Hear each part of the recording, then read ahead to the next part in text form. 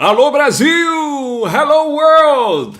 Welcome to our Virata podcast. My name is David Jesus Vignoli, and I'm here with Aida, and we are going to do an amazing interview with our special guest, Antoinette Wells. Hi, Antoinette! Hello, hello, hello. Hello, Brazil and London. Hello, jai Shri Mataji. Yeah, Aida is talking now from Brazil, Yes, and Antoinette is from Leamington Spa, and I'm here in London. And we are going to talk a little bit more about the stories of Antoinette. And as you all might be feeling now, let's start with the cool breeze that comes from the Swiss mountains, from the Swiss Alps. So Antoinette, what would like to know a little bit more now? It's the where it all started with your childhood. How was your childhood? Oh my goodness, that's going to go a bit far. Um,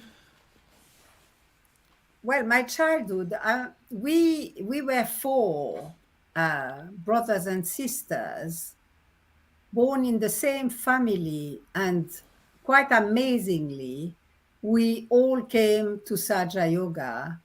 First was my brother, and then my sister, my other brother, and then me.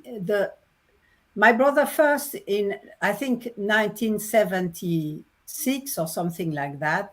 Me in 1978, and the other ones also the same year. But we are all from coming from the mountain. Is very true. I mean, our ancestry came from a little land at the foot of the Ganaraja, actually, which is incredible.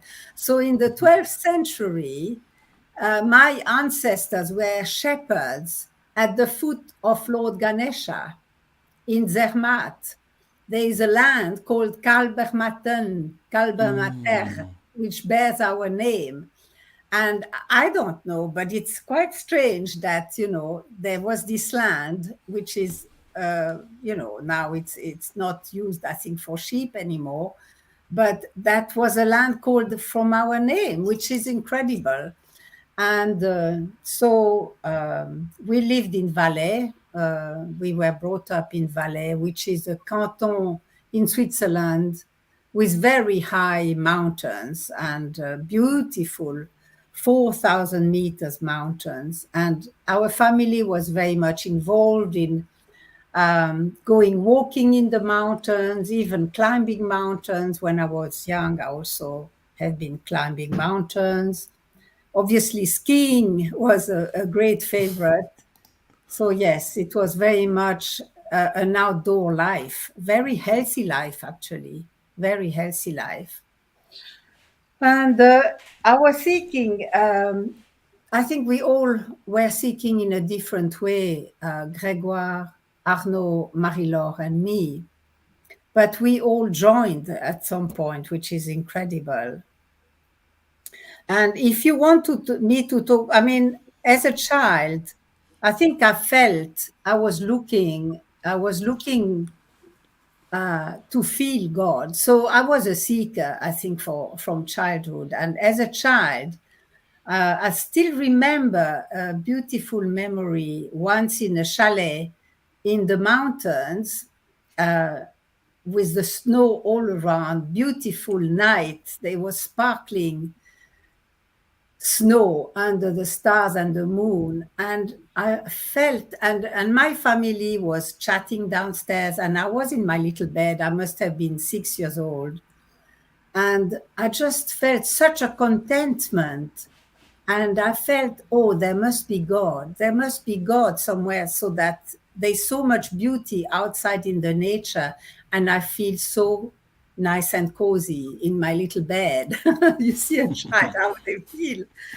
And I felt that God was within me. So that was my first experience of God, actually. But afterwards, later on, I was really a seeker, especially as a student. I was seeking in psychology, in philosophy, metaphysics, literature, and there was a theme, for me, it was the evolution, the revolutions. I studied history also. I have an MA in history also. And I studied all the revolutions, from Wow. the Utopian and then French Revolution to the Russian Revolution, because I was interested in the changing times, in the lapse of history, les époques charnières, we say in French. I don't know how to say that in English. The kind of So like lapse, tipping point is a the tipping point. tipping points. Yes, I was studying that, and also with this history of ideas, I was interested in history of ideas. So my seeking was relentless at that time, really strong. And at the end of my studies, my MA was took about 5 years.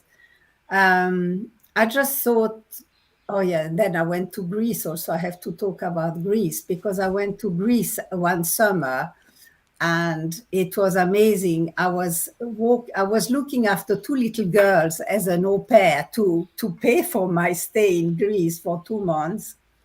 And I was on an island of Egina, and I was walking with my little girls on this beautiful island towards the temple of Athena.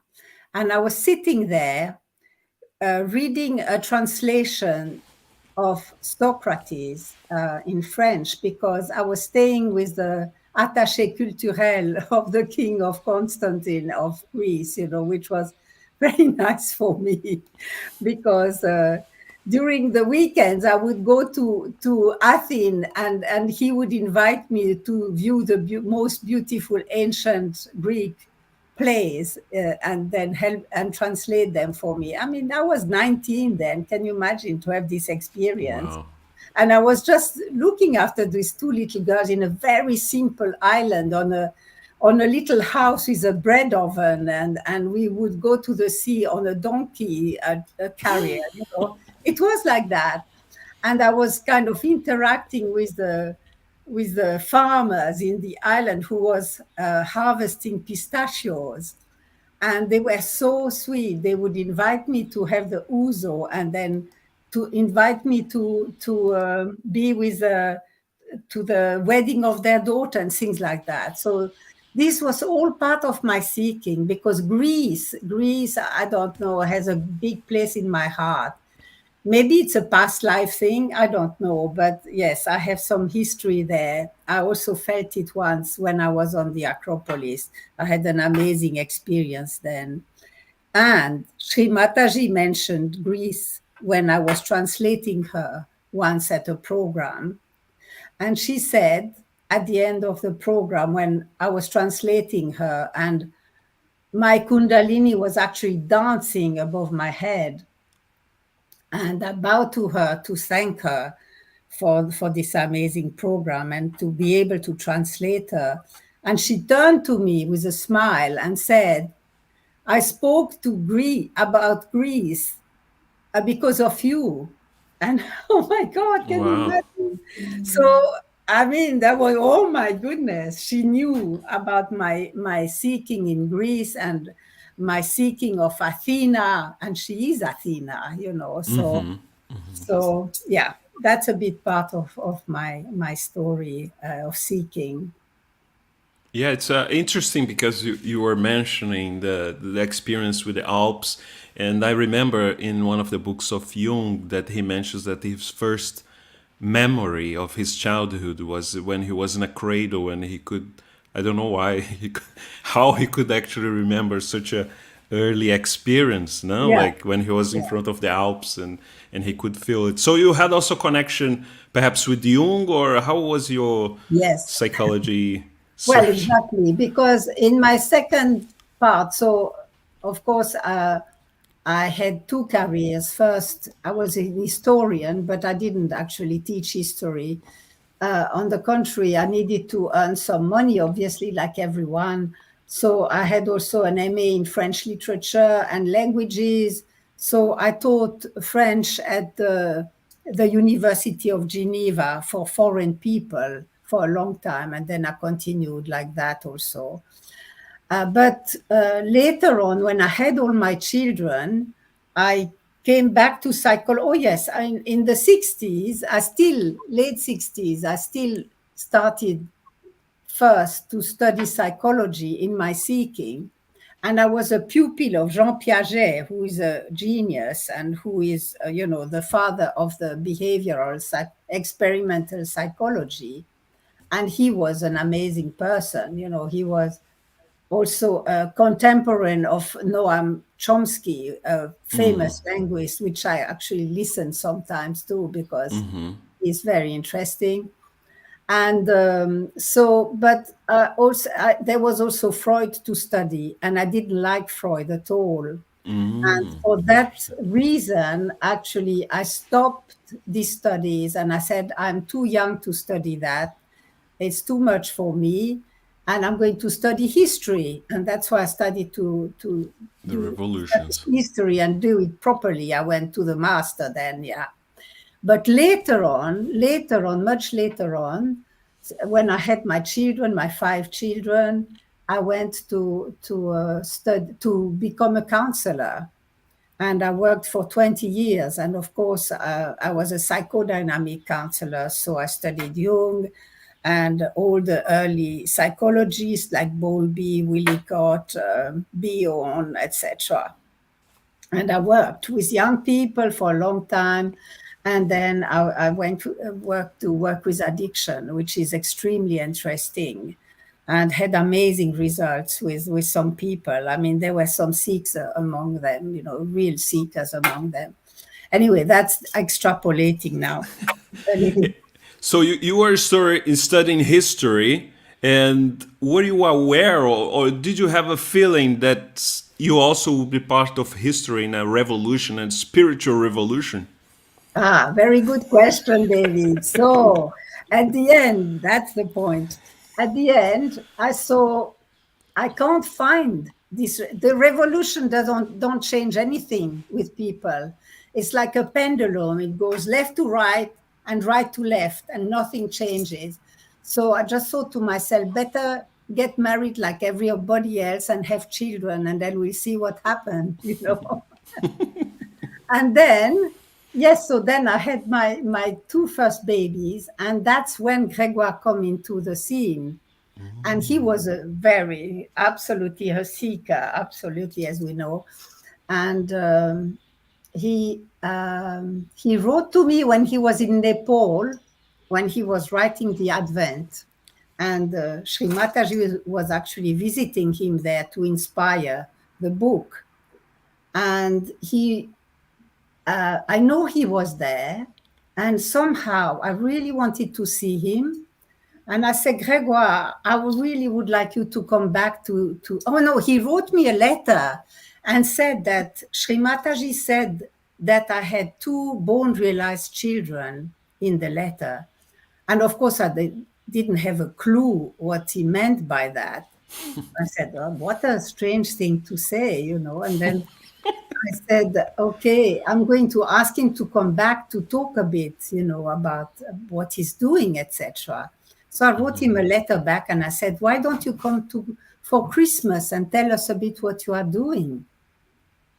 So he came back, and we spent Christmas with our family, etc. And then there was also a friend of my sister Marie-Laure there later, and they were all going upstairs in our chalet in the mountains to talk about somebody. And they were so excited about coming back downstairs talking about this person. And I said, Grégoire, what are you? You are so excited. What are you talking about? This person? Who is this person? And Grégoire, he was very cheeky with me. And he said, oh, I think you wouldn't understand because you are such an intellectual. Okay, I said, okay. And then he said, but she was more Mother Mary in another life. Oh my God, what a statement to say, to me. Wow. And at that point, I felt in myself a slight opening in my Agya chakra and then closing. You have not to forget that I had read hundreds of books. So my Agya chakra was pretty loaded at that time. In my seeking, I read, oh my God, so many books. So my Agya chakra was, yes, but my Kundalini, whoops, it kind of rose to that when he said that, to this point. And then I didn't say anything else. But he came back to our apartment near Geneva in Gentot after the holiday in the mountains, and that's where I was living with my husband and my children, and he came to stay a few days. And I was so curious about how he was. I was observing him, seeing that he had completely changed, and he had done a lot of things in his seeking. And I said to him, Grégoire, I know you did a lot of seeking, a lot of, also quite a few of the things were a bit rubbish. But this time, this is something has happened to you, and you are so different. He was playing with my little children, with beautiful, bright eyes. And I said, what happened to you? How did you regain your innocence? Oh my God, that's always moved me so much, because he said, do you want to know? And I said, yes, I want to know this time. This is important, and so a real revolution has happened to you inside yourself. And he put the beautiful picture of Sri Mataji, the black and white one, the standard picture, black and white, and just put it without saying one word to my little console in the little furniture in my living room, in our living room, and told me to sit on a chair. So I did, and then he raised my Kundalini, and without a word, and I immediately felt in my hands cool vibrations and a great joy in my heart. And I said to myself, this is the revolution I was looking for. This is the one. And it was very beautiful, because he didn't want to explain anything. He didn't want to kind of, activate my intellect. He just smiled at me and left me with the picture of Sri Mataji, the black and white one. Of course, I didn't have any picture. And he just told me to meditate 10 minutes, morning and evening, in front of this photograph, maybe put a candle in front, etc. He also left me with the manuscript of the Advent that he was kind of editing. And so I had this manuscript, so to have a kind of support a little bit, to know what was happening, what kind of revolution was that, because it was a revolution indeed. Wow. And actually, I have to go with the flow with that, because I meditated regularly. That was December, January. And in January, at some point, I had such an experience in my meditation. It was very, very powerful. Just on the photograph of Sri Mataji, where I felt I entered the fourth dimension, the Turiya dimension, and I actually it was so beautiful. Oh my God, I feel so much vibration just now. Yeah, extraordinary. Yeah. And I felt the shower of bliss. I saw the Agya chakra, which Sri Mataji said, maybe, of course, she said, she just said a little bit supraconscious, because I saw the Buddha, I saw Mother Mary and Christ in the center, and I saw Mahavira. So I saw the Agya, but it was so beautiful. And of course, I was bathed in light around me, and I have written a letter to Grégoire describing the whole experience, and he sent me the letter back so that I would have it as a document. but he read the letter to Sri Mataji. And when she came to visit me in my house, of course, she knew about what I had lived, you know. That said, it doesn't mean that I had not kind of shortcomings and things like that, but that was an amazing experience. And I think I was given that to sustain me in very challenging times, which were going to come next, because all our little group, my brother and sisters, were very attacked by our family. They were very Catholic. They didn't want to hear about that. They didn't want to hear about meditation and this and the other. They didn't want us to stop drinking wine because, you know, wine was in the family. We had vineyards and things like that, you know, things like that, very trivial but real. And I mean, I think towards the end of his life, my father understood a bit more, but my mother didn't. She came back. She went back to the Catholic Church. She got her realization, but then turned her back. So it was not great at all. But so yeah, we had big challenges after being the first yogis there. You know, of course, the negativity would like to attack, because if these groups in India, France, and Switzerland and England, the very small groups of yogi fell apart, that was it. You know, Sri Mataji would have had to start all over again. So we needed to be very, very strong, and we had to be steady. And she was like holding us in like a nest, you know, a vortex of vibrations. And I think this experience I had, which was very powerful, was part of it. It was, I never had it after, actually. I never had the shower of bliss again, but I remember it. And when I put my attention on it, I really feel the vibrations.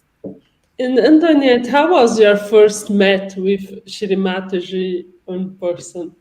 I was 32 years old. 32. Yeah. I had two little children. When Sri Mataji came to my place, my little boy was 4 and my little girl was 2 at the time. Yeah. So the first time you met Sri Mataji was at your house? At my house in Geneva. Yeah, Amazing. in Geneva she came, and that was quite amazing again. So I greeted her saying, "Mataji, you look so young."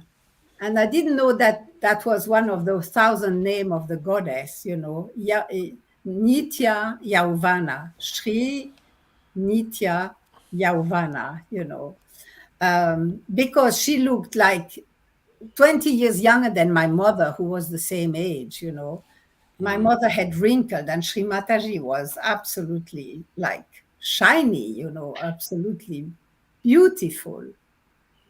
And when she came, my little children were hiding behind cushion of the sofa, you know, kind of, and putting the cushion down and laughing. And then Sri Mataji said, "They know who I am. They know who I am." They were like, you know, little angel behind a cloud, you know. It was really sweet. And in terms of the recognition, because Gregoire, the first time he said that Sri Mataji was Mother Mary, was an immediate recognition, or when Sri Mataji came to your house, you already know that she was the incarnation of Mother Mary? You recognized her as Mother Mary? How was it? Good question again, David. So just spot on. So then I felt, you know, of course, I felt honored. I felt a bit shy. I felt, you know, can you imagine having Sri Mataji? I knew she was a spiritual being, but I didn't know really. I know she had a relationship with Sri Mataji, with Mother Mary, but not. I didn't know which one, you know. Although I had this experience before she came, you know, the shower of bliss, I had it before she came. So I knew she was very special. So when she sat on the sofa, I I became very silent, and she sat next. I offered her to sit on the sofa, and very naturally, I just sat next to her. Protocol. I mean, it was a child protocol. And I started to ask her question, and Ashri Mataji, I said, Shri Mataji, I called you so much, and now you are here. And how did you take this form? And she said, if I would have come in my real form, you would have been afraid because it's Sri Kalki. Wow. And then I asked her another question. I said, Sri Mataji, what about the apostles? All the apostles. And she said, only the youngest understood, which is Saint John. So yes, so I understood that. And then I didn't ask more question, I think. I mean, then she took all the fingers of my right hand and put them in her ear, pressed them one after the other in her ear to listen to my chakras. Wow. So I was just, of course, very silent, and I didn't talk at all while she was doing this. And then she asked me to come on the other side of her. So I moved, the sofa was quite big, so I could go on the other side. And she listened to all the fingers again of my left hand, pressing the finger in her ear, kind of. And then she commented, and said about me, how kind of what my state was, etc. And she said very positive thing, but she also said, that I had been affected by my mother, and my left side needed attention, etc., etc. And then also she said I had been affected by my psychology studies, so I needed to put attention on that. So obviously I took all that on board. But she also said something very nice to me, is that I was very steady and deep. So I took that on board as well. And that was really some clues for me to hold on to in my journey within Saja Yoga, obviously. And at that time, you were still meditating every day with a picture. Yes, I Okay. was. Yes, yeah. And then the next day we had to meet her at the Hotel Intercontinental, because she had just gone for a flying visit to Geneva with her husband, who had a session at the UN. And so they were staying at the Hotel Intercontinental in Geneva. So we went with a little group, my brother, my sister, and then I think Maria Amelia, just 4 or 5 of us went to her bedroom in the Hotel Intercontinental. And I said, because she asked us to come.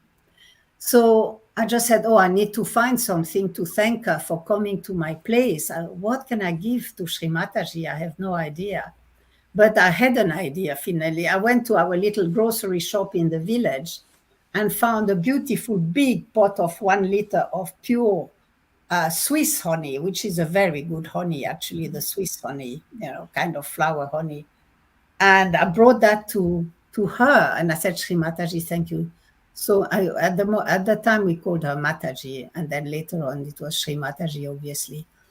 And so I said, Mataji, I just found that for you, just to thank you to come to my place. And she smiled at me and said, this is the food of the Kundalini. So I was very happy, of course. Can you imagine? Wow. And then I was sitting at her feet. That was my favorite place. Every time that, I had the chance later on, within the 10 years we were with her, 10 years, around her quite a lot. I sat her at her feet there, and she looked at me and she said, Antoinette, you need to write things down because later people will want to know. So the next day or 2 days later, I went to buy these two little diaries together Wow. and started to write from the beginning. So that's how it started, the journey of the diaries. She asked me to write because later people will want to know. And I know that that's why I'm now talking, because I know it's the time to write, to podcast, to discuss. And I like this interaction actually even more than writing, but I also gave a lot of stories for the book of that Maria Amelia is writing in Switzerland for the Saja Yoga Switzerland. I heard lots of stories about Switzerland, pages of it. Just the programs and people coming and giving realization and all that and all the programs. So I gave that to her. But I also like to really to talk like that about it. I feel it's very much alive then, and you really feel the vibrations and people communicating. It's great. Aida, do you have a question? Oh, so nice to hear about these diaries. You still have this habit of writing down the experiences. Now I don't do anymore. No, now the last things I wrote was dreams, some beautiful dreams. But now I don't know. It was I wrote from 1980 to 1996, so quite Oh, a long yes. time. I mean, the very essential times where we were around Sri Mataji.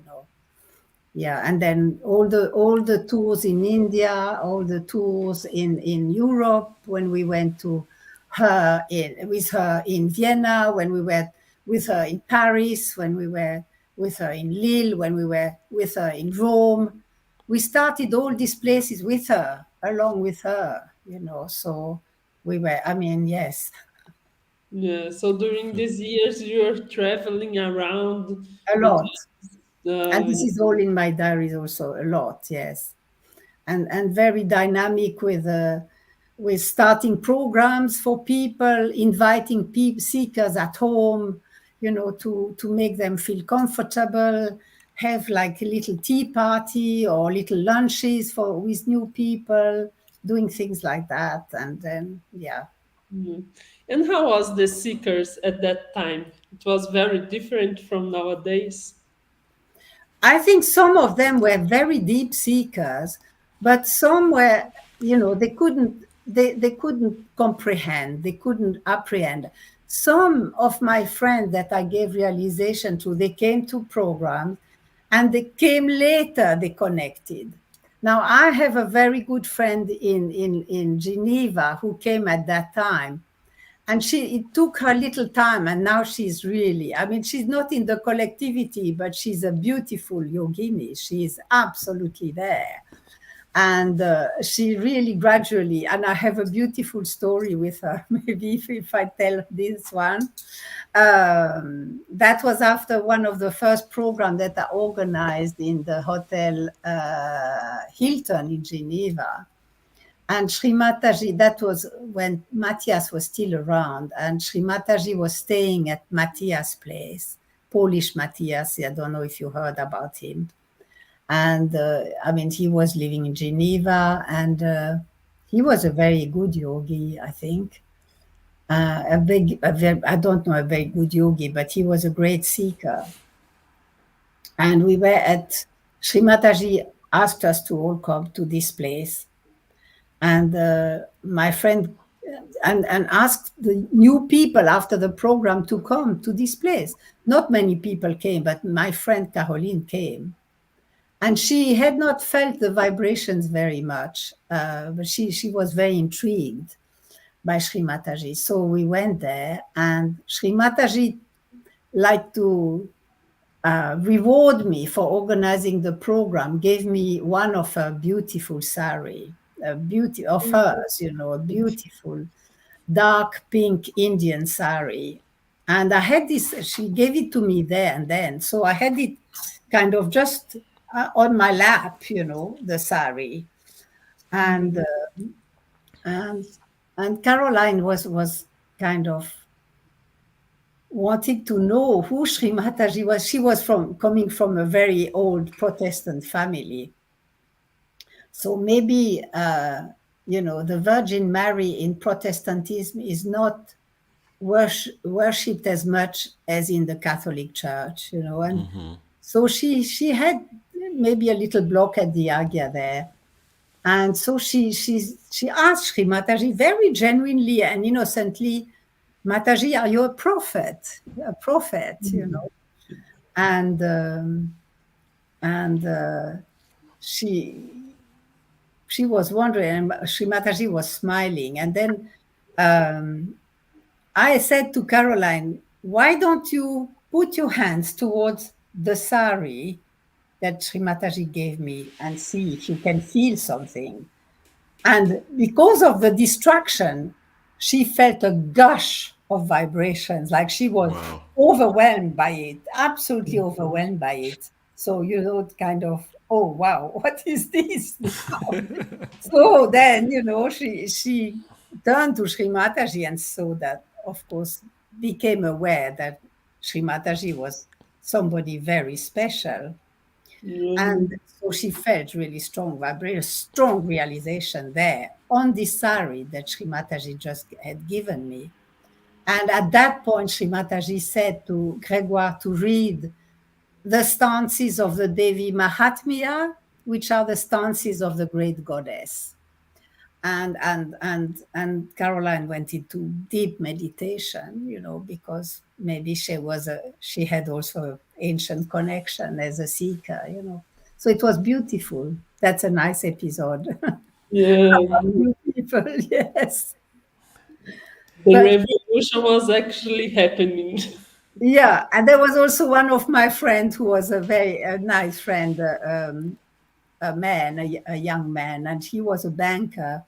And at the program, he didn't feel the vibrations. And Sri Mataji told him at the end, it was sometimes was so lighthearted also, this program, not always. Sometimes there were some very nasty questions also from the audience, or very challenging questions, I remember. But he just smiled and said, no, I don't feel vibration. So Sri Mataji said to him, he said, ask me, mother, are you the banker of all the bankers? And lo and behold, he felt tremendous vibrations in his hand. And he laughed, and the whole audience laughed, of course. We were all laughing. Mother, are you the banker of all the bankers? There you got it. Wow, fantastic. Fantastic. The sense of humor of Sri Mataji, Yeah. yes. Yeah.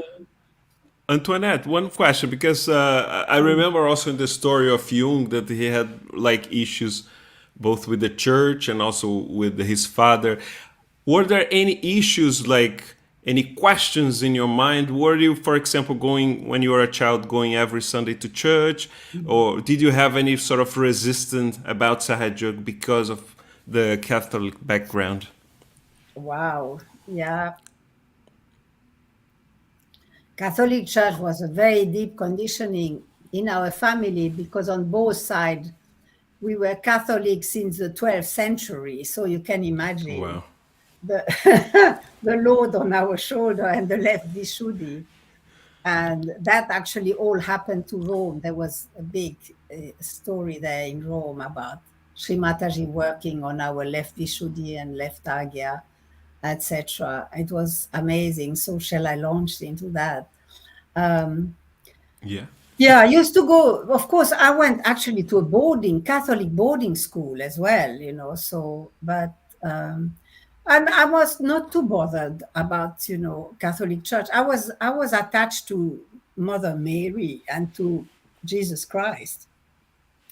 So the church, I didn't bother so much about the church, but obviously we were in the church, and we were going to church every Sunday in our family. And of course that stopped with coming to Saja Yoga, obviously. And that was a big thing with my parents. And yeah, oh gosh, there's so much about Rome with that. Okay, so I mean, if you want, we can go already start with the photos because Antoinette Yeah, I prepared like mean, a lot Rome of is nice all about pictures. that. Rome is all about Catholic Church and the Eucharisty, and then working on my left Vishuddhi, seeing Sri Mataji as Mother Mary. I mean, it was just, yeah. So you had now that you mentioned that, so you have seen Shimataji's Mother Mary when you went to Rome, No, or not seen, but we had a puja to Sri Mahalakshmi, which is okay, Mother Mary, at some point. And it was absolutely beautiful because she asked me to read. Of course, I studied Latin in my studies. wow, And she asked me to read the names of the Holy Virgin Mary in Latin during the puja. So can you imagine what it did to my system? It was just kind of merging, absolutely merging my devotion to Mother Mary and the devotion towards Sri Mataji. It was so subtle. She did that. And at the end of the puja, we clad Sri Mataji, all of us ladies, I don't remember who was there, but all of us, with a beautiful royal blue sari, which is the color of the Holy Virgin Mary. So my agya, and then at the end of the puja, I was kneeling at her feet, like we used to go and bow at her feet at the end of pujas in those days.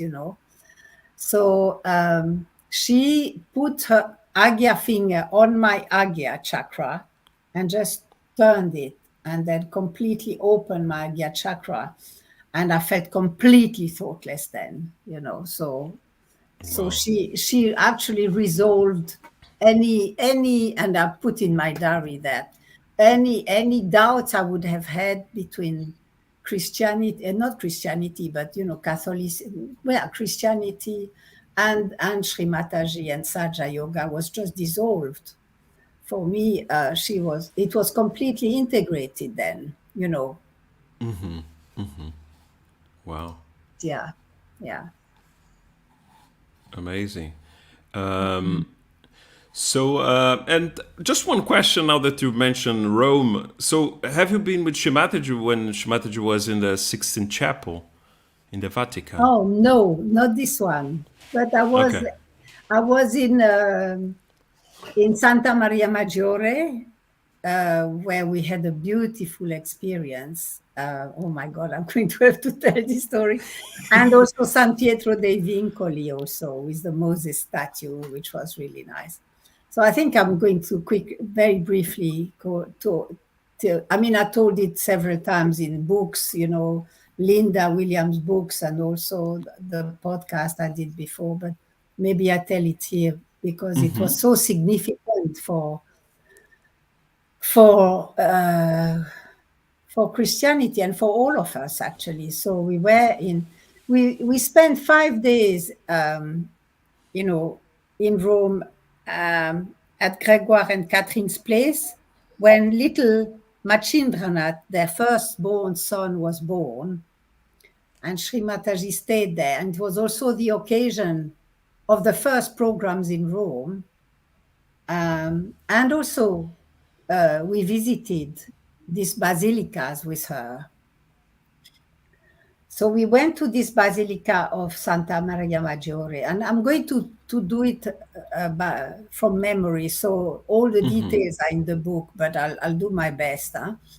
And we entered the church, a huge basilica, and the altar is in the center, just in the center of the cross. The yeah, how basilica are built is like a cross. Huh? So it was in the center, And we were walking there, and first there was all these little wooden boxes where Catholic people to tell their sins to the priest, and Mataji asked us, "What are these boxes there?" We said, Mataji, it's where the Catholic tell their sins to the priest. And she laughed and she said, "Better give some money to the priest. Better give some money to the priest." That's what she said. I mean, that's what she said. And then we arrived at the center, and there were some ladies praying with the rosary, Ave Maria plena, gratia, etc. And they were there, and we arrived at our little group. Sri Mataji was with a beige coat and a scarf. So I used to call Sri Mataji incognito, because you could, I mean, she was, like a woman, like, a lovely woman, like our mother or grandmother, anyway. These ladies were praying, and then one of them came with a picture of Christ, but it was not a nice picture. It was Christ with the crown of thorns and blood all along his face, etc. And we said, no, we don't want this picture. And then Sri Mataji said, yes, take it. So, of course, we took the the image of Christ. And then she put herself in front of the altar where the holy bread was exposed, l'hostie, the holy bread was exposed, like in Catholic Church, like that, and where the people, the ladies were praying. And she said to us, just let them face my Kundalini.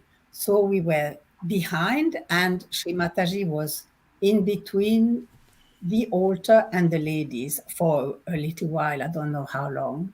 It was a little while. And so then she said, let's go now back. And when we went back, the lady who gave us this image of Christ starting to trot, to catch up with us with very quick steps. And she asked Ruth, who was there translating, Ruth Flint, who are you? Que seguide? Seguide el Cristo. And so we said, yes, we follow Christ, but we also follow this lady. So Ruth was telling that in Italian to her. And then, so we arrived at the entrance at the door of the church, and the little group stopped. And then the lady was very intrigued by Sri Mataji, and she said, no,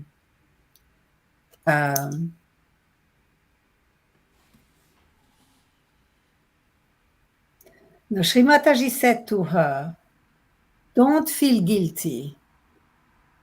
And the lady answered, it's very difficult to not feel guilty when we know what happened to Christ.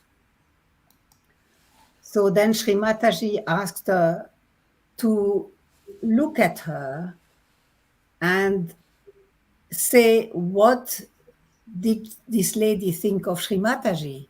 And the lady said in Italian, una molta buona persona.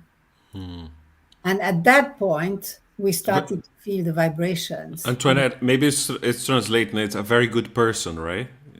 Molto buona persona. Oh, yeah, a very good person, yes, a very good person. And at that point, we started to feel the vibration. So the lady started to feel quite emotional, because I think maybe her heart got opened, etc. And she said, she fell into Sri Mataji's arm and said, forse ci vediamo nel paradiso, when we said goodbye. So maybe we will see each other in paradise, she said to Sri Mataji. And at that point, we really felt flowing vibrations, so Sri Mataji gave her realization without saying anything else, than that, just looking at her face, and this lady recognizing who she was, and that's it.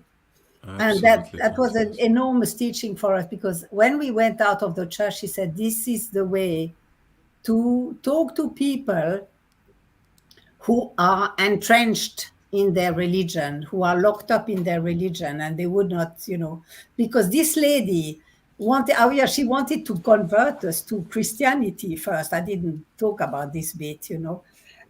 So anyway, and she said, you need to talk to them with love.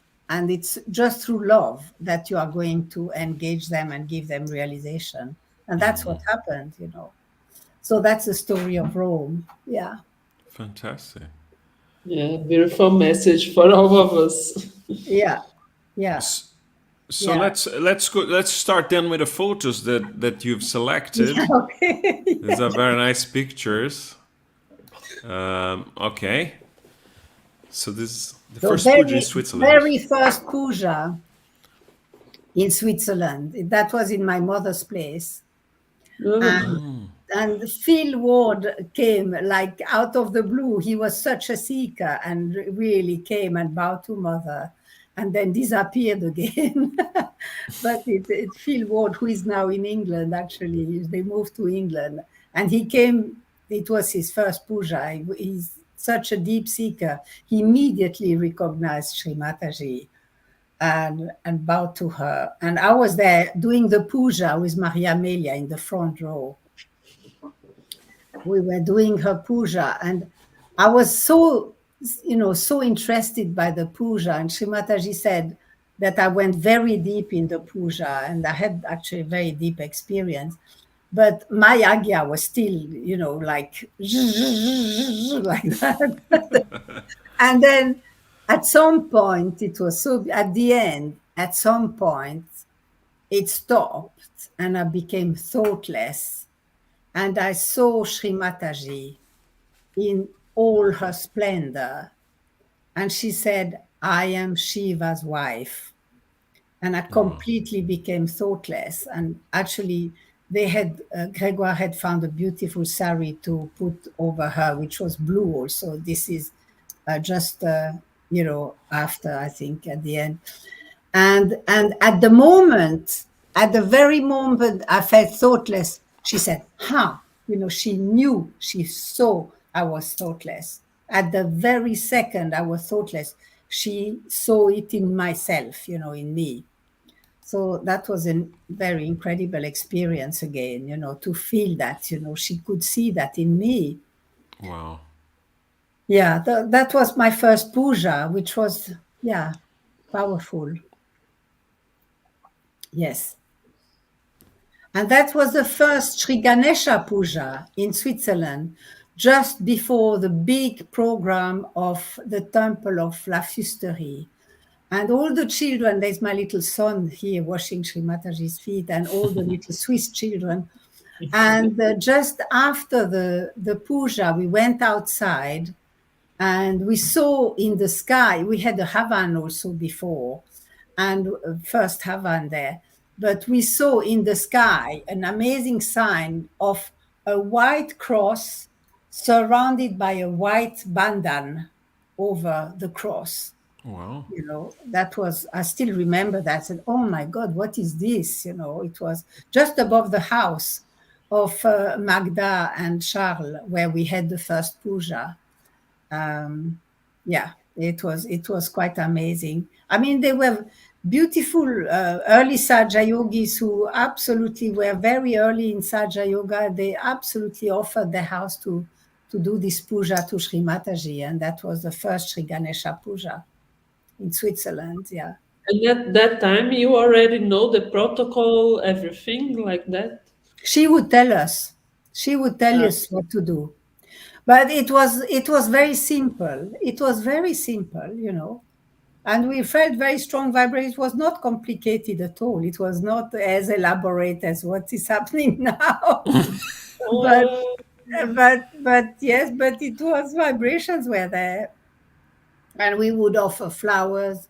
We would actually, in the beginning, we used to wash her hands, not the feet, the hands. And we would put the elements on her hand, and she would wash her hand with the elements. That was the first pujas, yes. And Oh, at the end of the puja, we would all come at her feet, bow our heads on her feet, and she would actually also say how we were, if and she said very good or agya or something like that. But yeah, sure. So oh, she would not always comment, but sometimes she would comment. Yeah, not always. Yeah. great. Oh, that's one of the beautiful casual walk we had with her in Geneva. And I just wanted to show this photo because it was so just informal.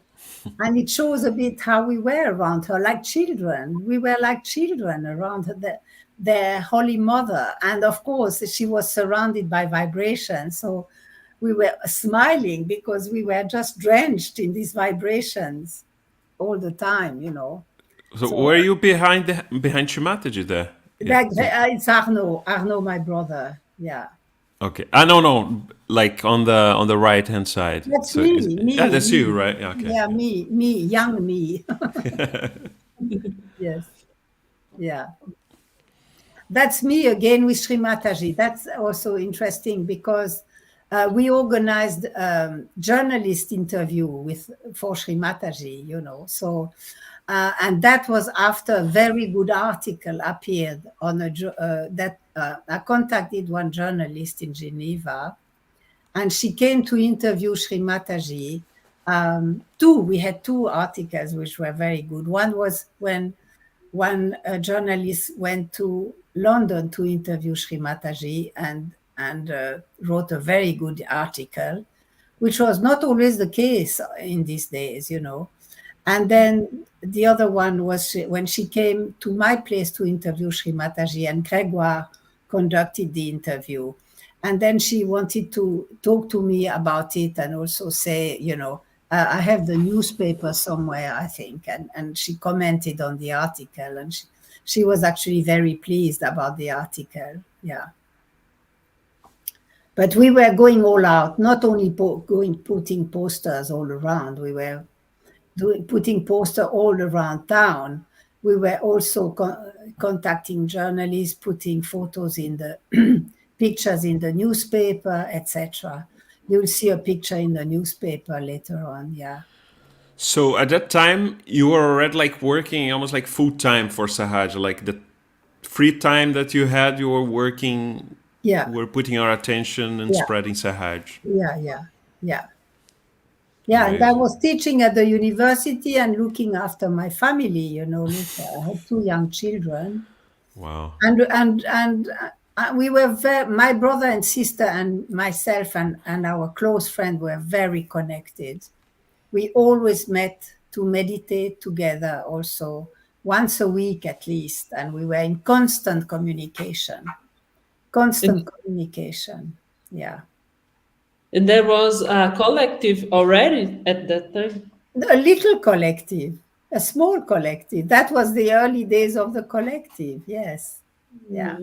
And that's also when we had the first ashram that Sri Oh, Hanuman found for us. Yeah, this is still me. That's the same thing. I explained something to Sri Mataji. Yeah, the same thing. Here's the first ashram. So that's the first ashram that Sri Mataji had said, oh, we need to find an ashram for Switzerland. So I started to look around, and I'm not very good at researching this kind of things. But I just prayed Sri Hanuman, who is my savior. And Sri Hanuman just pointed me to this place, and then we just got it immediately. And it was not perfect, but it was very good for a first ashram, except we had the planes going over, and the neighbors were not very, they were quite close neighbors, and we were very kind of lively yogis with pujas and bhajans and, and celebrations. So, we had to put a big fence on the other side. But, we had the first Krishna puja in this place, actually. Wow. First Sri Krishna Puja in Switzerland, this place. Yes, yeah, yeah.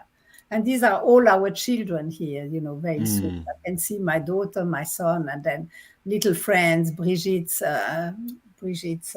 sons there. And then the yoginis, the early yoginis on the other side. I mean, there are quite a Wow. few there over there, and they are not shown. But Sri Mataji is, yeah. There's other, Antoinette, yeah, and how often Shimataji was coming to Switzerland at that time? Like quite a very lot. often? Okay. At least 3 to 4 times a year. Wow. At least, yeah, yeah. She was living in England, right, at that time. Yeah. Yes, she was. Yes, yeah, yeah. And India. Yeah, she used to come a lot. She was really establishing us and establishing Europe. And she said that Switzerland is an important platform because it connecting with a lot of countries, and also there is the UN there. So she gave importance to this very little country of Switzerland because we were, a center of communication, basically.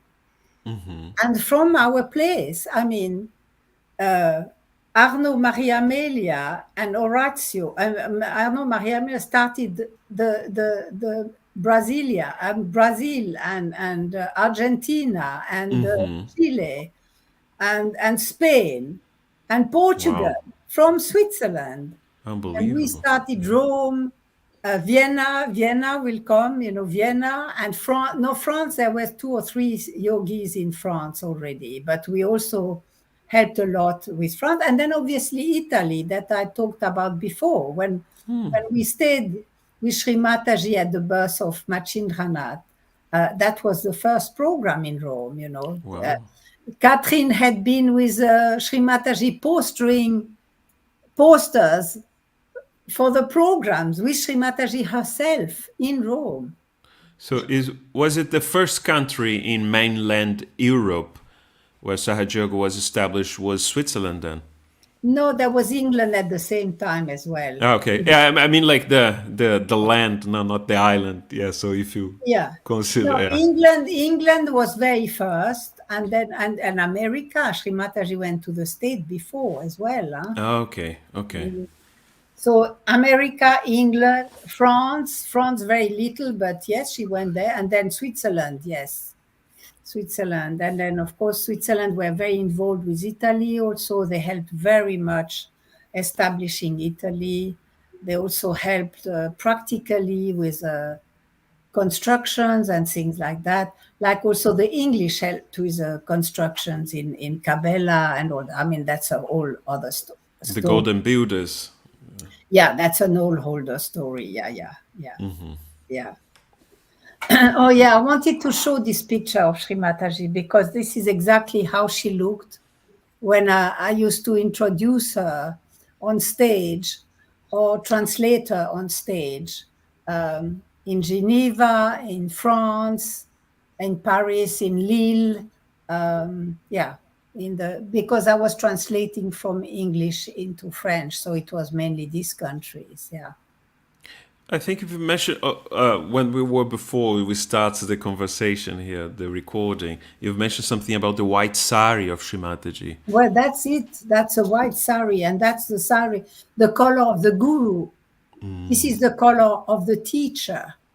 So Sri Mataji, when she would do a program, she was not always, but mostly in a white silk sari, beautiful, with her hair open behind. Tremendously beautiful. Yeah. And so young, as you said. So that's a little picture I wanted to do because that's how she wanted to show how she supports artists, and I started to paint on porcelain at the time, just after my realization. And I gave her a little plate of porcelain that I painted and she liked it. And I gave her other things afterwards. And then from there on, when I came to England, I started to paint with oil much more and actually participate to the recent exhibition there. And I'm not a great painter, but I enjoy it very much. And I did a lot of painting throughout the 20 years I painted. and I really want to continue actually. But this was the first little. I am here on the right that I gave that, and she was very pleased. And actually, by that it started that most of the ladies in Switzerland are painting on porcelain, and are very good. They are much better than I was. But I mean, this one was actually quite good. I would always find also a very good china, not a simple plate like Limoges or something.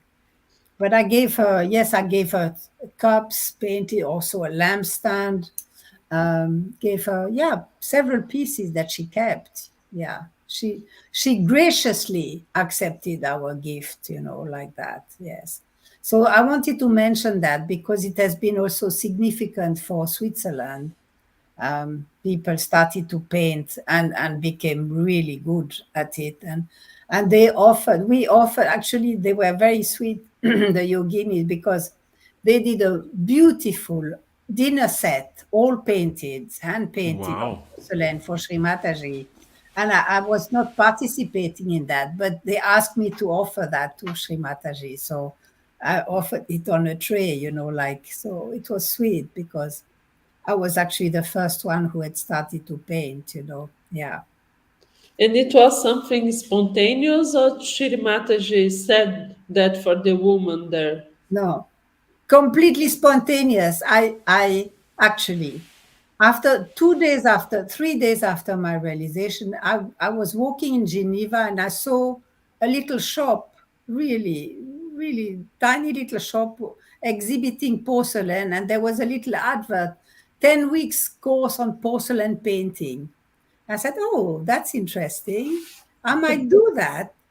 And not knowing that my Svadhisthana chakra might have had a kind of really a treat, when I got my realization and was opening up. So yes, so that's why I first expressed my Svadhisthana chakra, my creativity started with that.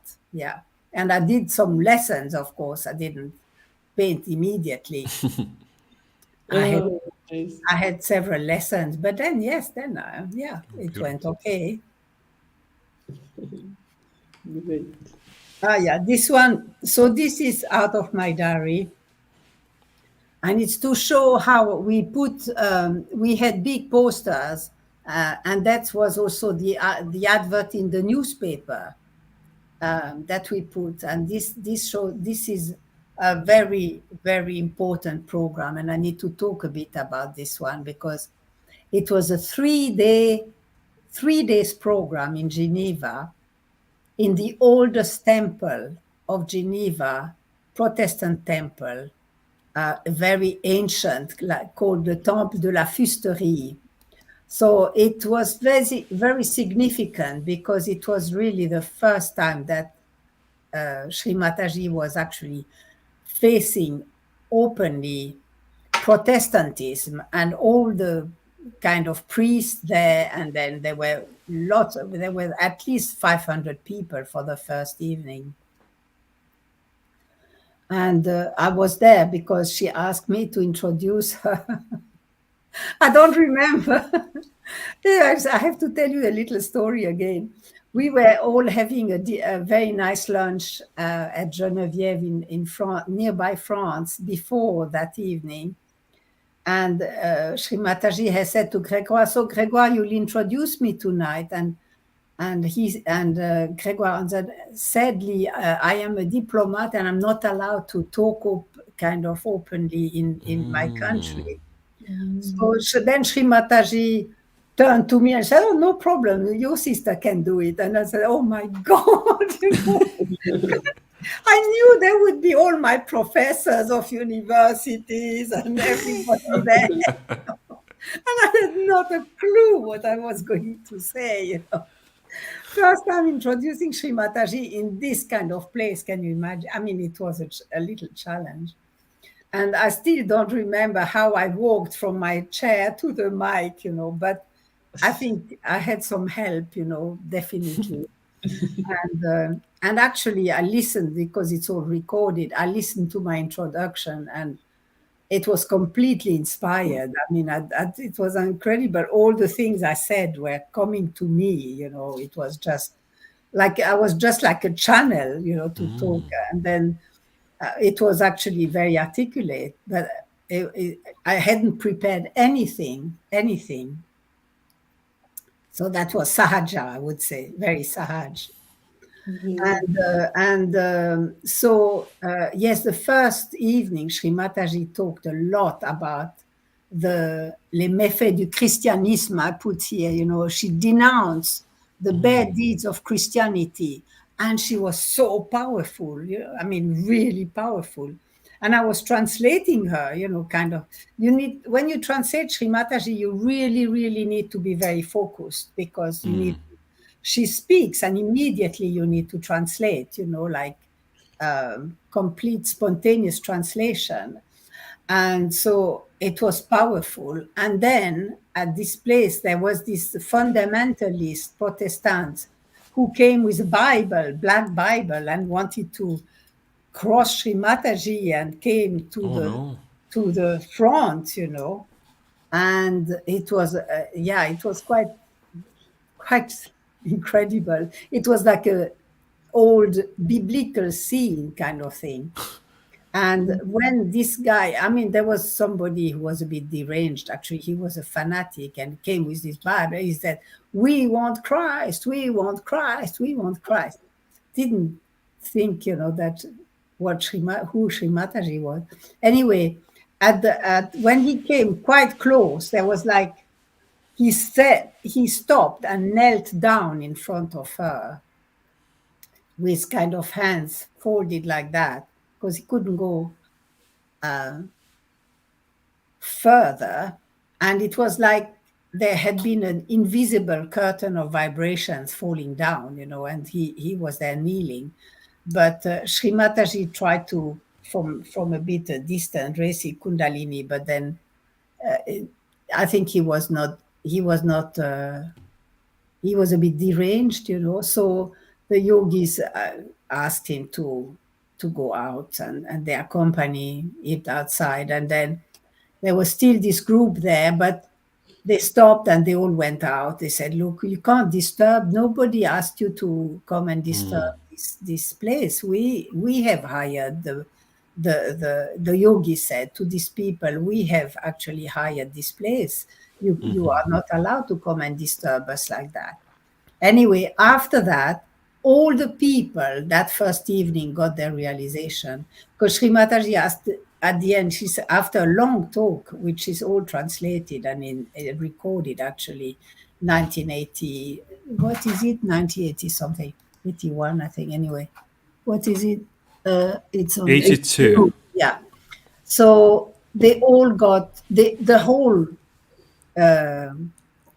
crowd got realization, because Sri Mataji said, "Do you want to feel this realization?" Everybody said yes, and they got it, But it was a battle. It was a battle. It was really the confrontation with the negativity and conditionings of some Christian sects. Very interestingly, afterwards, in the newspaper, the controversy continued in Geneva. And Geneva is an important city in Switzerland and in Europe. And some people continued the controversy there was a column with, for several weeks. But the head of the church, of the Protestant church in Geneva, was called Pastor Babel, said there was nothing that this lady spoke that was against the Christian scriptures. So he actually put a full stop to the whole thing, because he had heard, maybe he was there, I don't know, but he said that at the end. So that absolutely stopped the controversy, and the fanatics couldn't say anymore. Perfect. And at the geography of the Virata, Switzerland is which chakra? Well, good question. It's the gallbladder. So the gallbladder, which is attached to the liver. Okay. So so and the function of Switzerland is to transform negativity into positivity. Oh, so nice. So you can imagine that we had our fair share of challenges. and and the Swiss had their fair share of challenges. But yes, we did. But And later, also, yeah. it's easier for us to understand why things started there. Why is a starting point here? Well, I don't know that. I don't know why. Not for Sahaj, not for Also, Sahaj I in showed Europe, that yeah. in Europe it was like the first country, so probably it's because it's the way of I don't know, cleaning the way for the other countries. Oh, very interesting interpretation. Yeah, never thought of that, but maybe, yes, very interesting. Yeah. Good. Okay, so now we turn to Portugal here, and that's the marriage, the wedding of Maria Amelia and my brother Arno. And it's significant, and I put that not only because they are my brother and sister-in-law, but because it was the first programs of Saja Yoga in Portugal, also after the wedding, and also that Sri Mataji faced Catholic Church there for the first time because it was a big wedding. There was at least 200 people there, and all Wow. Catholic. And it was, I tell you, there was some some going on there. So people were really, I mean, there were some stories there. Yes, I mean, I don't want to go on about it, but yes, it was quite a challenge, and yeah, it was a confrontation. Shrimataji was not confronting anyone, but people were reacting to her presence in this wedding. Um, Portuguese people and Catholic people from my family, they were wondering why is this Indian lady there. So yes. And although my mother had got her realization, but she was wishy-washy, she was not at all settled. So, but we had an amazing time. We spent 5 days with Sri Mataji all the time with her, and yeah, I mean, there's a lot of stories there. There she's at table with us, but then then she wanted to not to eat with all the people, and I remember one day she said, "Where is Sri Mataji? She's not around." And then I said, "Maybe she's in her room. I need to bring her some food." So I gathered a tray and I put all the nice things I could find, in the dishes. And I went to her room and knocked at her room. And she was there meditating on her, sitting on her bed. Like, Mataji, I just thought you needed some food. Maybe you need to eat something. It was like bringing her some prasad. Uh, and I had a wonderful time there, kind of sitting at her feet, and she worked on my liver by putting her foot on my liver, and Wow. foot, the foot was like icy cold, like the Himalayas, like the Himalayas. Because the day before, of course, like in the days, we would go on the beach, the beautiful beach of near Sintra, and soak the sun, and then go into the ocean and be on the sun. And of course, I had a bit too much sun on me, and she wanted to cool that down. So she said, "You shouldn't go too much on the sun." I said, "Okay, there was always this sense of humor with her. But so that was the Amazing. wedding, but also at that place took a very important thing because we went to eat out with her one day. She didn't come back to eat with all the people. She was very aware of their behavior, attitude, all these Catholic people not wanting to recognize her. Apart from the parents of Maria Amelia, they came at the end and said, "Thank you for coming." we didn't know who you were, and they recognized actually, that was great, But Unbelievable. my Yeah. parents didn't go and thank her, so yeah, for instance. Yeah, It's interesting because Portugal it's also a very Catholic yeah, country. yeah. And then we had a program there the next day. I have a lovely story about the program. So we were eating outside in a trattoria with Sri Mataji. And I was sitting next to her in this little uh, uh, Portuguese inn. And I said, Mataji, I want so much to go to the program, but I can't because it's my husband's birthday tomorrow. And that's exactly when the program is there. And Sri Mataji said, oh, we can arrange something, and we can find some present for your husband or something. And then she didn't say anything else. So I didn't know what she could arrange. I'll tell you what happened. So the next day, so I was just in our bedroom with my husband and my two children, and it was his birthday. So we just celebrated a little bit. I think I had a little present on her. And then come a phone call in the room, and they say, Antoinette, you have to come immediately to Lisbon because we don't have the chart chakra, we forgot it in the hotel. Can you imagine? I said, oh, wow, okay. I have to go then. So I asked for the hotel to give me a car. I never drove in Portugal whatsoever, Bought the chakra chart, and got in the car. My little son wanted to come with me. I took him. Sintra is a good hour away from Lisbon, at least. So I said, okay, I don't have a map. I need to pray Sri Hanuman. Ah. So I prayed, Sri Hanuman, please, you have to guide me because I have no idea. I need to do something important and I need to bring this chart to the programs in Lisbon. I just drove and then I was guided. I could see signs, etc., etc. Then I arrived at some point on top of the hill of the hill. Sintra is on a kind of hill. So, and what do I see at the feet is Lisbon.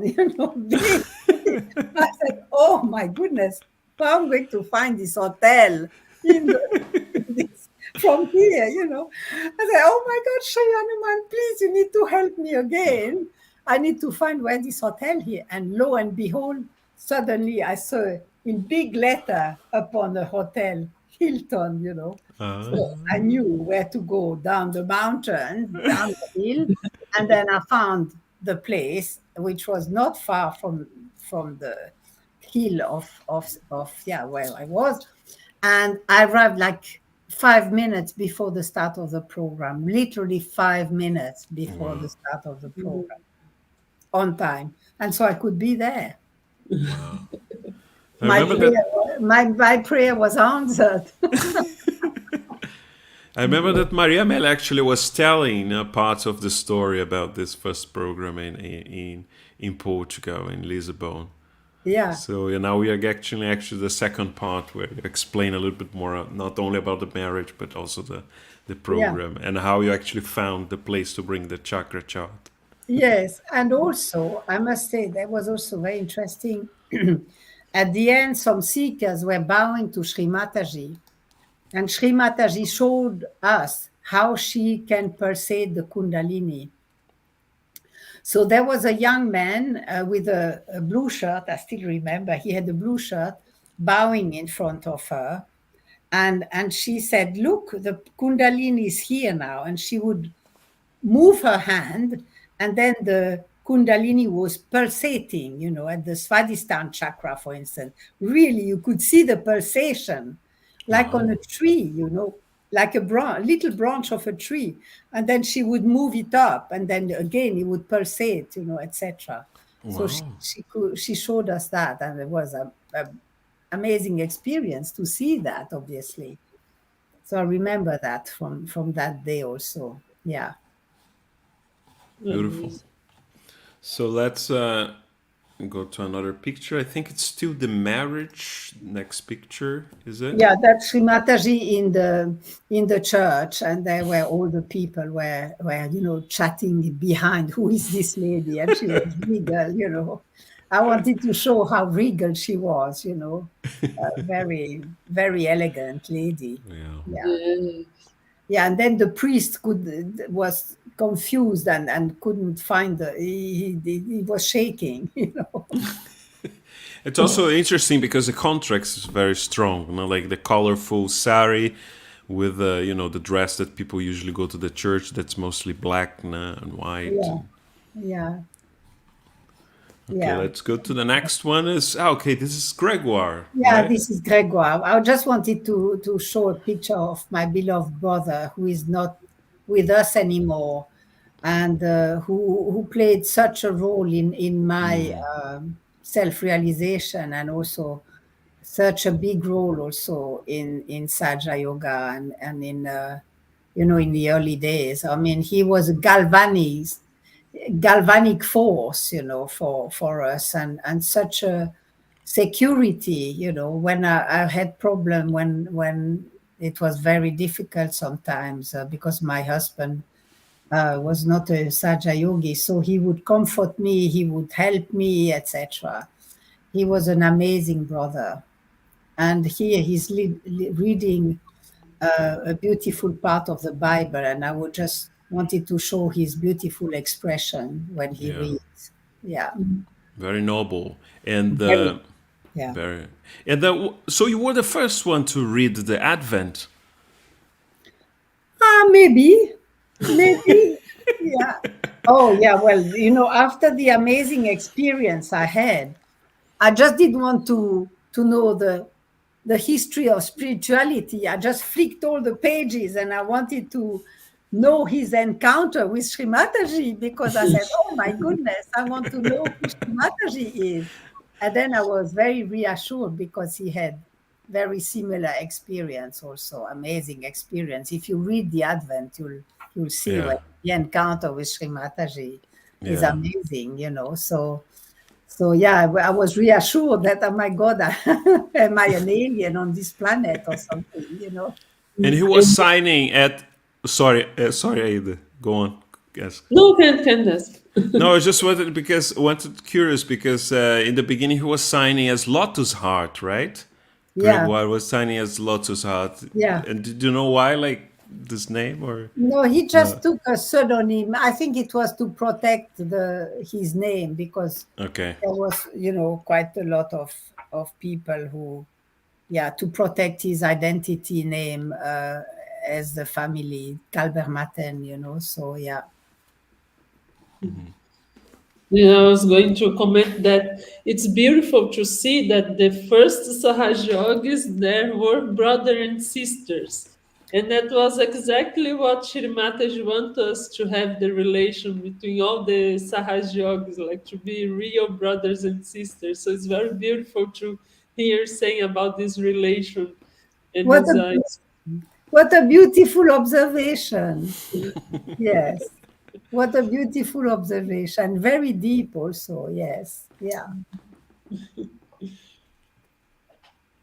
Oh, that's a photo I took of Sri Mataji. I thought It's she looked beautiful. so beautiful in this kind of red sari, that I asked permission to take a picture of her, and I wanted to put it there because, yeah, I think it's lovely. And that was in Sintra, also outside, yes. And she's pointing at the children playing with the water further down there. Yeah, yes. We are in India now. So in Portugal, there has been an important thing, but I think I talked a lot about it in my other podcast, and also in the stories I gave to Linda Williams. So I'm not going to talk about the whole scene of Christ, in Portugal, but that happened in Sintra. I think it would be a bit too long. I mean, it's beautiful, but I think we need to also talk about other things. What do you think? What do you think, you? Yeah, if you want to tell the story, I mean, we are really keen to know more. Yes, I mean, yeah, it was the story when Sri Mataji explained the Eucharisty. Did you not hear it before? I don't No, you remember. I haven't don't read it. remember it. No. Okay, yeah, okay. Well, then I'll tell you briefly. Normally, I read it because it's quite long, but I will summarize it a bit. So just before you start, I can see there's some yogis listening to the stories, and Alan Wary here, wonderful. Oh, wow, Alan, there, my Rocky brother. Oh, my goodness, how nice. There Yes. is Eugenia Damasco Moreno, Jay Ah, Shimataji. maybe from Brazil. Yeah, from Yeah, somewhere. Valerie Valerie, from yeah, I don't France, know her, but yes, nice. Yes, lovely. Who and else? Brigitte. Brigitte Bittencourt. Ah, I don't know Biencourt, her. Biencourt. Nice. Yes. Wow. Fantastic. So nice. So, okay. So, yeah, it's part of Sintra, this story. So I will try to encapsulate this story. So, as I said before, Sri Mataji didn't want to eat in the big dining room with all these people who were not um, very welcoming to her, I would say, Catholic people. So were going out to eat with her in little trattoria. And one day we went, it was a late lunch, so we went to eat in one of these trattoria there on the hill. And we had the owner gave us a room for ourselves, which was great, outside the other. So we were in this room, which was, of course, attached to the restaurant, but it was very quiet. And there was a big rectangular table there. And so we were several yogis, I don't know how many, but there was definitely Matthias, uh, not Arnaud and Maria Amelia because they were with all the guests. Grégoire must have been there. Marie-Laure, definitely. Brigitte, Marie, I don't know. You see, when we are around Sri Mataji, the thing is that you forget everything which is not her. So sometimes you even forget who was there around her because you are so focused on Sri Mataji. It's like a vortex, you are so absorbed by her and her vibration and the attention is so focused that you forget who is here. But I remember there were people because they also wrote about that story actually. Maria Amelia, no, Maria Amelia didn't, but Marie-Laure, my sister, wrote a version of my story now. Antoinette, We, I think yes. Maria Amelia is here. Look, Amelia de Calba Martin. Funny to see these pictures. She's just Mhm. writing down. Okay. Why is it funny, Maria? And Nicola Ah, Locke Nicola, also yes, Nicola, yes, amazing. she's here in Leamington. She's my friend in Leamington. Yes, yes. So, Nice. but- Yes. but I'm sorry I interrupted you.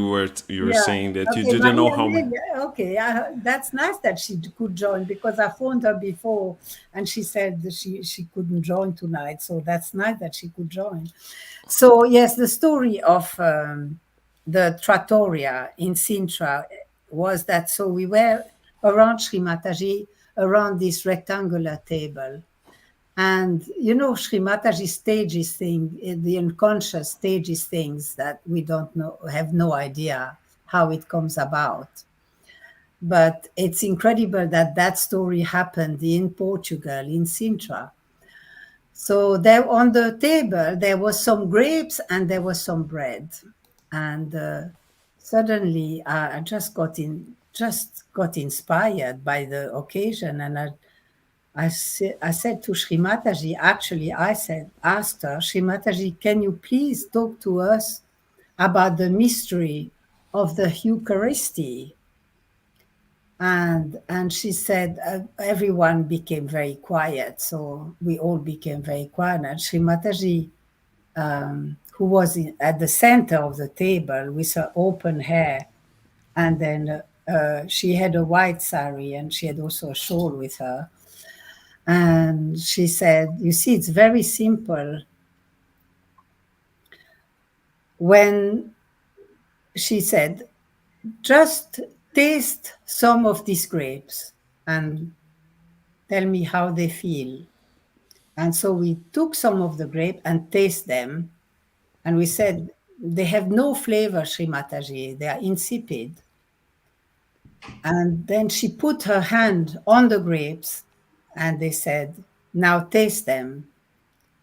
And now she said, how do they feel now? And we said, they feel like nectar, succulent, Sri Mataji. Wow. So she said, so you see, it's very simple. When Christ said about the wine and the bread and spread the bread between the apostle and said, eat this because this is my body. He could say that completely genuinely because by touching the bread, he would put his vibration in the bread. And then by eating the bread, the apostle would absolutely absorb his vibration. The same with the grape juice, because was not wine. This was not fermented wine, it was grape juice. But Sri Mataji showed us that the grapes had a different feeling to them. And of course, we could feel the vibration.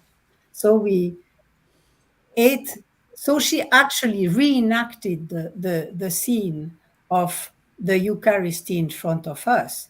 So we ate the grape and we ate the bread and we ate it in silence and we were in awe because it was like a scene of 2000 years ago, which was reenacted by our Holy Mother, in the name of Christ. And then, so we were very silent then because, of course, we were all in meditation.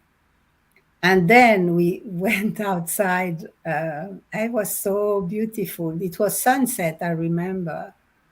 And I was next to Sri Mataji. I don't know how I always find myself next to Sri Mataji or at her feet, maybe because I need to describe what happened. Anyway, I was next to her and she had her burgundy shawl over her head and looked absolutely beautiful, a profile, looking towards the sun. And I looked at the sun, and the sun was on the high horizon and was staying there, not moving. And I looked at Sri Mataji, at her profile, and then she blinked with her eyes, and then the sun went down. And to me, it was like a cosmic scene that actually Christ, who is in the sun, was bowing to Sri Mataji. Wow. I don't know, it was my inner perception, but it felt so true, He was the sun was staying there, and then when she blinked, it went down. It was very beautiful. So that's the story. Unbelievable. It's really, really touching, the story. Sri Mataji. Jai Sri Mataji.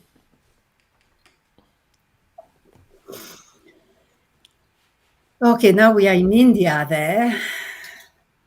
So that's just a picture of how the pendles in India were at that time.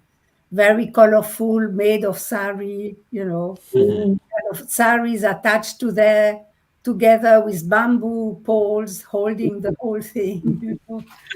Very, very artisanal. Was it your first time in India? My first time in India was actually later than all my brother and sister. I think it was 1982. Yeah. 1982, 1983. Yes. Aida was probably not even born, right? No. Yeah, it was actually a very amazing tour. I remember I was very involved in awe of the whole thing. It was beautiful for me. It was a very deep spiritual experience. My first tour in India, definitely. That's also the tour where I could do the puja to Sri Mataji. You saw the photo. You'll see the photo there. With other people. But I know she called me, so it was very, very very humbling. Um, and yeah, that's a photo, where I was, Sri Mataji asked me to do the puja to her with other people, but that was my first time in India, and it was beautiful. And I'm not sure which deity she was portraying, but I don't know if some of you have seen this amazing picture of Sri Mataji with her hand, and like she has a disc of fire or a sun in her hand, and there's worlds of vibrations all around, like energy. It's a beautiful Beautiful. picture of that puja. Mhm. Well, I don't know where it has gone. I moved so many times, and I think some things I gave to ashram. Some of the big pictures we had, too big for my place here, I gave them away. So that was an amazing photo of her with maybe some people who are watching can tell what puja it was, but it was really this disc of sun in her hand. And there were some marriages also, before the puja, and I was the mother. No, that's another. No, that's later. That's when I was. Okay, sorry. There was a picture where I was the mother of a lovely Indian couple, and again, I felt very honored to be the mother of this Indian couple. I lost contact with them, unfortunately, but I know that, he's a doctor in India, and she's a lovely yogini. And you will see the picture, it will come, I think, anyway. Yeah. And Antoinette, about India, we listen a lot about the yoginis, the woman there. There are something that was like, you think it's important for us in the West to learn from them, like the woman in specific. I'm not sure if I understood your question. About the woman in India, the yoginis there, they Yeah. are they say that is very different the relation they have like with the spirituality with life. What do you think is like important lessons that you brought with you when you want to share some with us now? Yeah, I just love the Indian ladies, their way to be. I have a lovely story actually that you bring to my memory.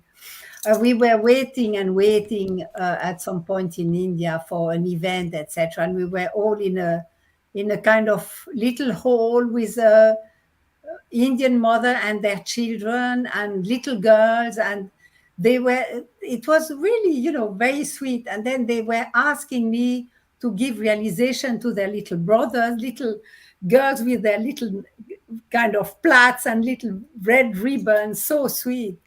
And then the mother would come and also want to have realization, so we would give realization to them. And then we could, of course, I don't speak Hindi, so we were just communicating with smiles and hands, and and and then there was very sweet, because when I raised the kundalini of her little baby boy, she looked at me, this Indian lady, lovely, and she said, "Baby innocent," and I said, "Yes," so it was so sweet, little Ganesha baby, yes. I remember that. And yes, they just emanate so much freshness and purity, I feel, And then, yeah, uh, I had lovely experiences with Indian ladies, even here also. Uh, they have a sense of tradition, of the tradition of the woman. Actually, in India, Sri Mataji said also that the woman has to be like a womb, uh, like encompassing and how did she say that? have a lot of compassion, and be very steadfast and very holding. That's the word I was looking for. Holding, like a womb, holding, holding people, nourishing people, also like a womb, nourishing people. And she said that in India, actually. Yes. Yeah. Yeah. Oh, great. Thank you. So just some messages that we've got here. So what Maria Mela was telling, like about funny to see this stories, bygone days. Yeah. Wow. And then we have here KGB, a KGB agent here. Said this beautiful KGB Wow. brands. Yeah. Wow. And then we have Gragena, Auntie Gragena saying, thank you, dear Antoinette, for these precious memories. Oh, yes. Great. Valérie, we are Yeah. very, very grateful, dear Sahaj family, for all these pure love memories. Oh, nice. Lovely. So, Doina Mira, so divine memories. Mhm. Maria Amelia again, picture of the sun in her hand, taken by Arno. Oh, wow. That's interesting. So great. Thank you, Maria. I didn't know that. Nicola, Mhm. there's something so amazing when you hear these stories because you close your eyes, you can be right there. Thank you so much for all of you for making it possible. Oh, lovely. Yeah, actually, that's what the idea. Sri Mataji wanted. That's what she wanted people to know. She wanted to feel that, because when I revisit these stories, I can picture them, I can visualize them, and people have said to me, I feel I am with you there. I'm with you. Yes. It's almost like time travel. Yeah, exactly. Time travel, exactly. Yeah. You wanted this lovely story about the children and the concert, huh? Yeah? Yeah. Okay. Yeah. Uh, I just also tell you this one because that was lovely with my musical children. Yeah. So that was also in India. I mean, this is, again, a bit my own interpretation, but because there is vibrations, I like the story. Again, Sri Mataji engineering some lovely situation. We all went to this concert of young children, a whole orchestra of children, all playing different musical instrument. It was not singing at all, but musical instrument. Nobody directing them, no paper to read the music. I don't know how they played, they played all of them together incredibly, And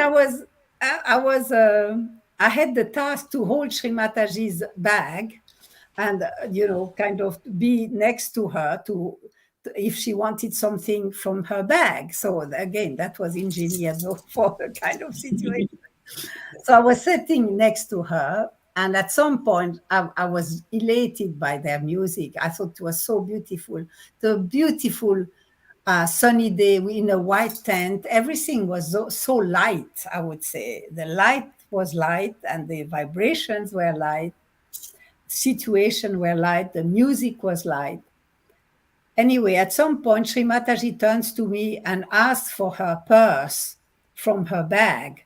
So I give her her purse. And the purpose of that was to give, like in the Kawalis, people go around giving money to the musicians. So she Mm. gave some notes and said to me to go and give these monies to the children. So I went down all the little concert thing, giving money to these children, and then went back and sat on my seat. And then whilst just before that, I have to say, just before that, I prayed in myself. Wouldn't it be so amazing to have children who give so much joy to the world through their music?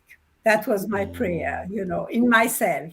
And it's at that moment that Sri Mataji turned to me and asked for the purse, and for me to go and give round the money, which I did.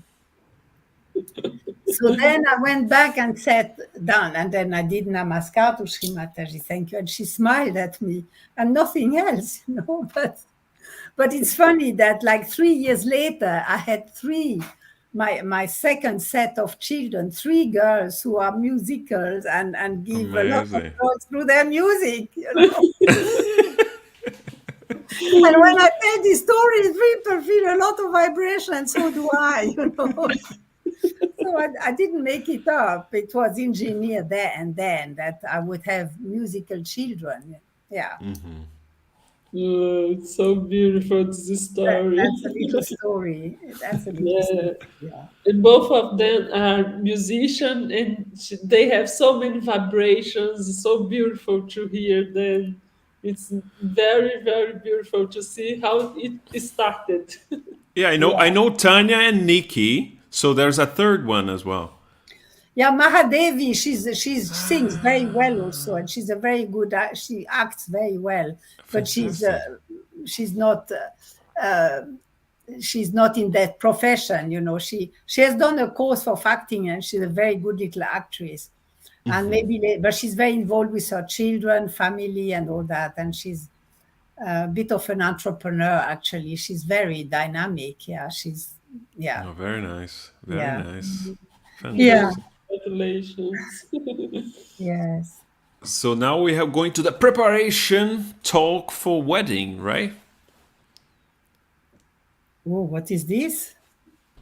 So Oh, yes. yeah, this one. Yeah, that's how it was in India. We were all aligned there, kind of waiting for our weddings. And Sri Mataji would talk to us, and she was to all of us. And then I am here in the yellow sari on the third row. And There's Yeah. Christine there somewhere, and there's Brigitte somewhere as well. My cousin.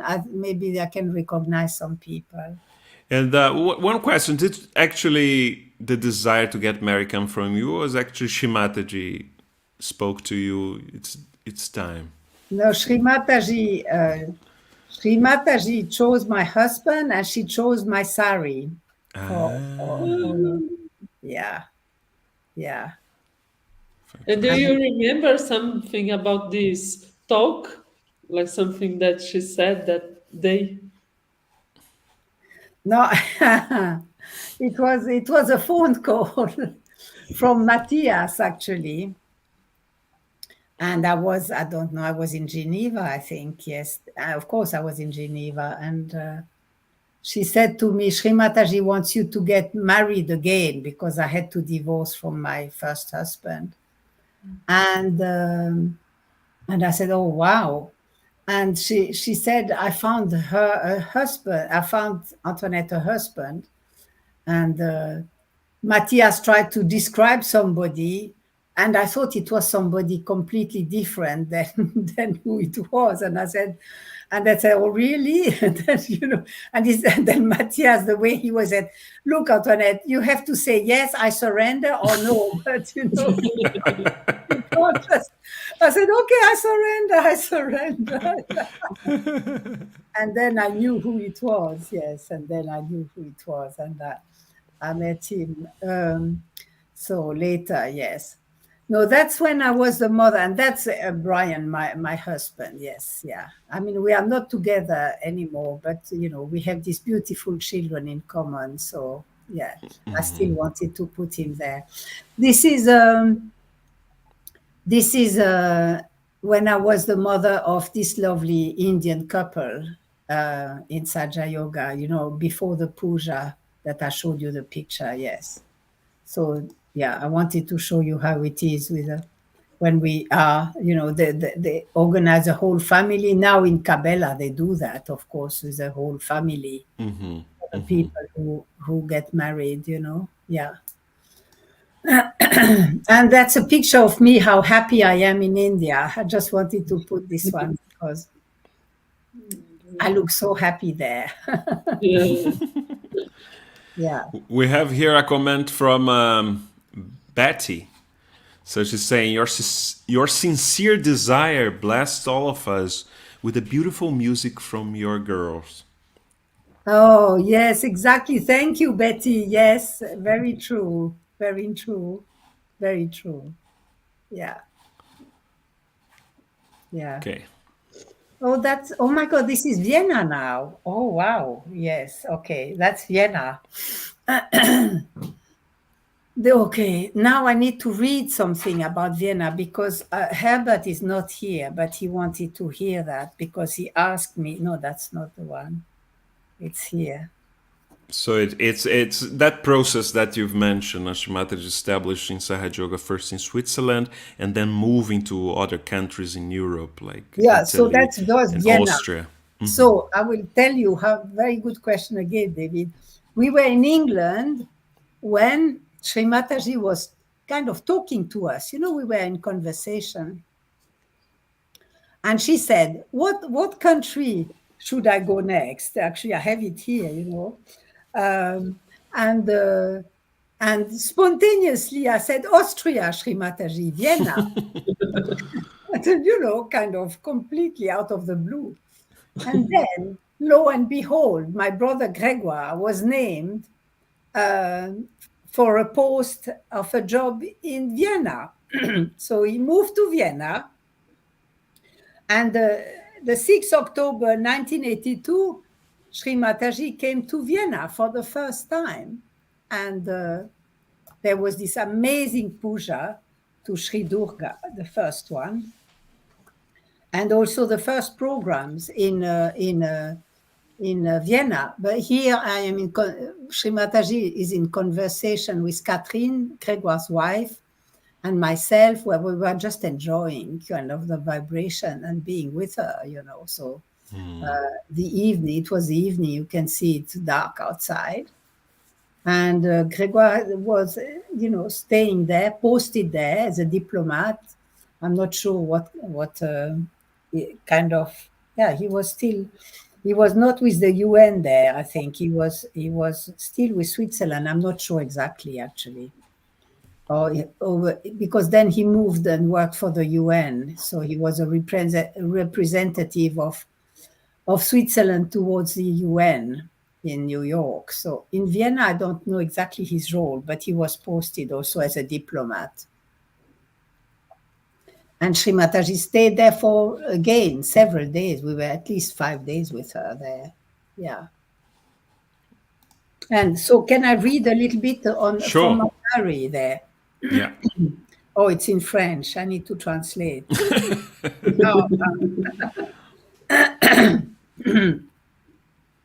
So the 24th, 25th, 26th of September, jour de joie. Yeah. So luck, days of luck and blessings. I had the immense joy to be able to go to Vienna, where Sri Mataji was going for the first time. In last March in London, after her birthday, when we were discussing of the places where Sri Mataji would go next to spread Sahaja Yoga, I had suggested Vienna. There you are. It's in my diary. Several months later, Gregoire was named at a post there. And there you are, Sri Hanumana, okay, did all the work, Sri Hanumana. We were so spoiled and privileged, a little group of Sahaja Yogis, Italians, so warm and nice, Ruth, Pedro, Guido, Flavia, the frame of the house of Gregoire, which were so welcoming, Gregoire and Catherine, which were so welcoming and had enough space to host us. So we were there, about 30 people gathered there, and also a little group of Geneva. We had a puja to Sri Durga the Sunday. It was very powerful. All ancient weapons. Gregoire had a collection of weapons. like old pistols, javelins, swords. They were all on his walls, and he took them all down very happily. So all the weapons, all the ancient weapons, had been uh, kind of spread at the feet of Sri Mataji as a symbol of the invisible weapons that she utilized to fight the negativity and evil. She said that this puja had been so strong that it could have been for at least 6,000 people. So, such strong were the vibrations. So, the very evening of this puja, there was a program in Vienna which was very successful. This one was followed by 3 others successively, where I didn't go to. Apparently, the reports were that they were more and more amazing. The people of Vienna made a very good welcome to Sri Mataji and Saja Yoga. And I comment here, one of the best welcome in Europe of Wow. the Austrian. The newspaper and the radio were very positive, and I comment here, and however, it is a Catholic country, but Vienna is exactly at the center of Europe. That's what I wrote. I think what's interesting, Antoinette, also about Gregoire taking the weapons, because also Austria, no? Vienna, Austria, is the Astras, no? So Yeah. basically taking the weapons and putting at Shimataji's feet, asking these weapons to be used to destroy the negativities, right? Exactly. Absolutely. Yes, absolutely right. So afterwards, I could massage Sri Mataji's feet, which was very beneficial for me.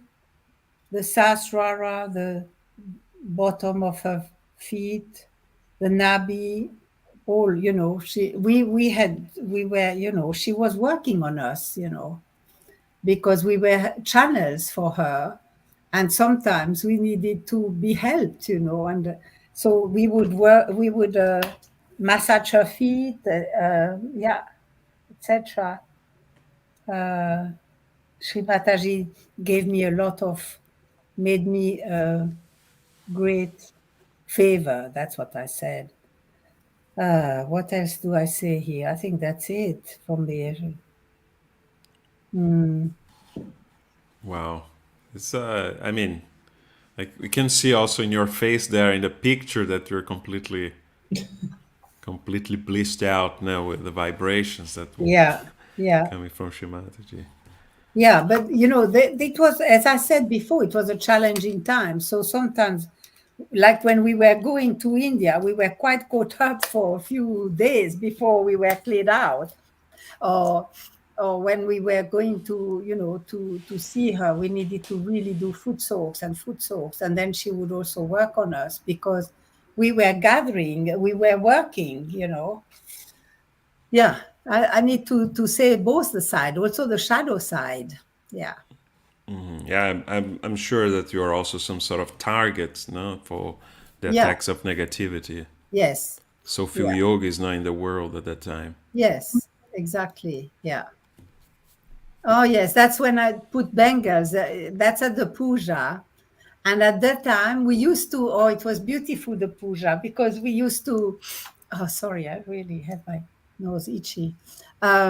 We used to, like I said before, do the puja on the hands of Sri Mataji, and then she would have a cloth on her lap, and we would bring all the fruits that she would bless. That's how it was. And then we would decorate her. We would decorate her hand, put bangles on her wrists, and then bangles also on her feet. This is still done on the feet, but not the bangles on the hands. So I show her I show here how we used to put bangles on her wrists. Yeah,